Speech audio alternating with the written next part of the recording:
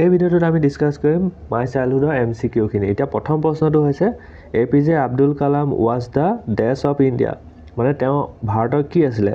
উত্তৰটো হৈছে option B president. তাৰপিছত 2 নম্বৰটো দিছে when did Kalam become India's 11th president, ৰাষ্ট্ৰপতি 11 নম্বৰ ৰাষ্ট্ৰপতি তেওঁ কেতিয়া বনিছিলে? অপচনটো হৈছে অপচন ডি 2002 চনত। তাৰপিছত 3 নম্বৰটো দিছে APJ Abdul Kalam was born in the year, কিমান চনত জন্ম হৈছিলে? অপচন বি আনসাৰটো হৈছে 1931। তাৰপিছত 4 নম্বৰটো দিছে when did Kalam talk about his childhood, মানে তেওঁ নিজৰ সৰু লৰালি কালৰ বিষয়ে কোনখন কিতাপত কৈছিলে? এটা অপচনটো হৈছে option A in his autobiography wings of fire। তাৰপিছত 5 নম্বৰটো দিছে where was কালাম born, মানে আব্দুল কালাম কোনডোখৰ ঠাইত জন্ম হৈছিলে? ইয়াৰ আনসাৰটো হৈছে অপচন এ ৰামেশ্বৰম।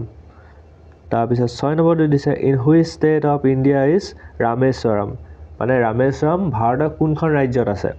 এতিয়া অপচনটো হৈছে বি কেৰেলা। তাৰপিছত 7 নম্বৰটো দিছে what did কালাম's father teach him, এতিয়া মানে তেওঁৰ দেউতাকে তেওঁক কি শিকাইছিলে? তাৰ অপচনটো হৈছে option B honesty and self discipline। তাৰপিছত 8 নম্বৰটো দিছে who gave emotional and mental security to Kalam, মানে তেওঁক মেণ্টেল সিকিউৰিটি মানে সুৰক্ষা কোনে দিছিলে? মনৰ সুৰক্ষা। অপচনটো হৈছে ডি his parents, মানে মাক দেউতাকে দিছিলে। 9 নম্বৰটো দিছে where did Kalam sell seeds, option D to provide them to a provision store on a mosque street, মানে মস্কৰ যোনটো ৰাস্তা আছিলে তাৰ গলিটোতে তেওঁ বিক্ৰী কৰিছিলে। 10 নম্বৰটো হৈছে which seed did Kalam collect during the second world war, মানে কিহৰ গুটি তেওঁ কালেক্ট কৰিছিলে, যোনখিনি গুটি বিক্ৰী কৰিছিলে? এতিয়া ইয়াৰ আনসাৰটো হৈছে অপচন বি tamarind seed, মানে তেতেলী গুটি। 11 নম্বৰটো দিছে why did Kalam collect tamarind seed, তেওঁ কিয় কালেক্ট কৰিছিলে? তাৰপিছত তাৰ আনসাৰটো হৈছে option C to earn a good money, মানে তেওঁ অলপ পইচা কমাবৰ কাৰণে গুটিখিনি বিক্ৰী কৰিছিলে। 12 নম্বৰটো দিছে how much money did Kalam earn after selling seeds, কুৱেশ্যনটোত কৈছে কালামে তেতেলী গুটি বিক্ৰী কৰি কেনে কিমান টকা ইনকাম কৰিছিলে? ইয়াৰ অপচনটো হৈছে অপচন চি 1 অনা।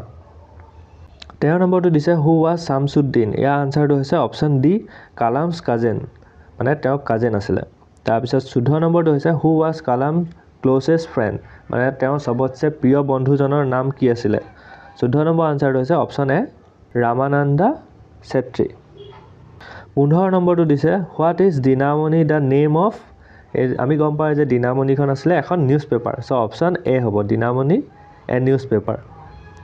16 নম্বৰটো দিছে what kind of person was Shiva Subramaniam, এতিয়া অপচনটো হৈছে ডি মানে অল গোটেইকেইটা আছিলে। অৰ্থডক্স ব্ৰাহ্মণো আছিলে, ক্লেম এণ্ড জেনাৰেছো আছিলে, believe in equality and wanted two bring, মানে গোটেইখিনি ছ'চাইটিক একেলগে আনিব বিচাৰিছিলে, গোটেইখিনি তাৰ গুণ আছিলে, সেইটো কাৰণে অপচন ডিটো হ'ব।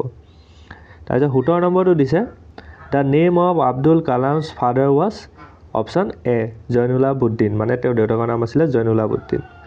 আৰু 18 নম্বৰ দিছে the name of Abdul Kalam's মাদাৰৰ নাম আছিলে অপচন বি আসি আম্মা।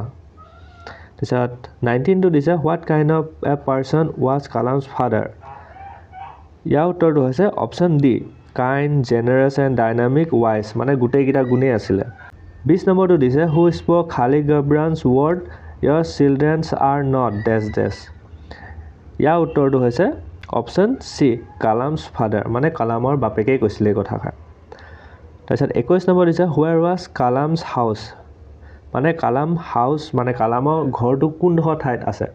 এতিয়া অপচন ইয়াৰ চি হ'ব অন এ মস্ক ষ্ট্ৰীট, মানে মস্ক মানে হৈছে তোমাৰ মছজিদৰ যোনটো গলি আছিলে তাৰ ৰাস্তাটোতে।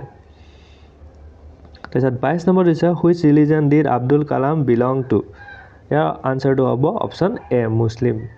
23 নম্বৰটো দিছে which word in the lesson meaning unnecessary, unnecessary মানে কোনটো শব্দৰ সমাৰ্থক শব্দ হয়? ইয়াৰ অপচনটো হৈছে অপচন এ ইনএছেঞ্চিয়েল, এনেকুৱা ৱৰ্ড মিনিং আহে কেতিয়াবা, এইটো হৈ গ'ল ইনএছেঞ্চিয়েল। 24 নম্বৰ দিছে when was Kalam's এনচেষ্ট্ৰেল house build, মানে কালামৰ যোনটো আগৰ দিনৰ ঘৰ আছিলে তেওঁলোকৰ ঘৰটো কোনটো সময়ত বনোৱা হৈছিলে? ইয়াৰ আনচাৰটো হৈছে option C in the middle of 19th century।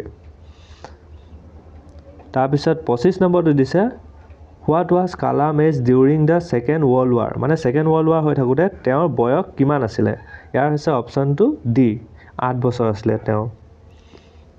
26 নম্বৰটো দিছে name the 3 friend of Kalam, কালামৰ মানে 3জন বন্ধুৰ নাম দিছে। চ' ইয়াৰ অপশ্যনটো হ'ব ডি। তোমালোকে গম পাইছা যে গোটেই 3জনে হৈছে তেওঁৰ বন্ধু, গতিকে অপশ্যন ডি মানে অল গোটেইকেইটা। 27 নম্বৰ দিছে আব্দুলছ ফাদাৰ বিলিভ ইন, মানে আব্দুলৰ বাপেকে কি বিশ্বাস কৰিছিলে? ইয়াৰ অপশ্যনটো হৈছে এ ফ্ৰীডম অফ থটছ, মানে সকলোৱে নিজৰ স্বাধীনতাভাৱে চিন্তা কৰিব পাৰে, মানে সকলোৱে যি মন যায় চিন্তা কৰিব পাৰে, সেইটো তেওঁ বাপেকে বিলিভ কৰিছিলে আব্দুলৰ। 28 নম্বৰটো দিছে Dinamani is the name of ডেছ, মানে দিনামণিখন কি আছিলে? এইটো অপশ্যন আগতেও পাইছিলোঁ, এইটো আনচাৰ হ'ব a newspaper, option A. 19টো দিছে how did mister Layer change his wife notion, মানে মিষ্টাৰ লেয়াৰ যোনজন মানুহ আছিলে তেওঁ নিজৰ ৱাইফক কেনেধৰণে বুজনি দিছিলে? এতিয়া আনচাৰটো হৈছে option D by his own example and behaviours, মানে তেওঁ নিজৰ স্বভাৱো অলপ চেঞ্জ কৰিলে, মানে যিধৰণে তেওঁ ব্যৱহাৰ কৰে সেইটো চেঞ্জ কৰিলে আৰু তেওঁ ৱাইফক বুজালে।